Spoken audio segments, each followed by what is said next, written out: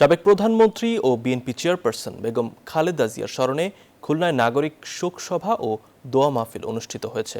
বুধবার নগরীর শহীদ হাদিস পার্কে আয়োজিত নাগরিক শোক সভায় বক্তারা বলেন, দক্ষতা ও সফলতার সঙ্গে দেশ পরিচালনা করেছেন বেগম খালেদা জিয়া। দেশের গণতন্ত্র ফিরিয়ে আনতে তিনি দীর্ঘদিন সংগ্রাম করেছেন এবং দাবি আদায়ের আন্দোলনে কখনো পিছু হটেননি।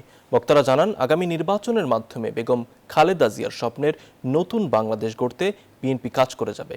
শোকসভা শেষে খালেদা জিয়ার রুহের মাগফিরাত কামনায় দোয়া মাহফিল অনুষ্ঠিত হয়। অনুষ্ঠানে বিএনপির কেন্দ্রীয় তথ্য বিষয়ক সম্পাদক আজিজুল বারী হেলাল, নগর বিএনপির সভাপতি শফিকুল আলম মনা, খুলনা ২ আসনের বিএনপি মনোনীত প্রার্থী নজরুল ইসলাম মঞ্জু সহ নেতাকর্মীরা উপস্থিত ছিলেন।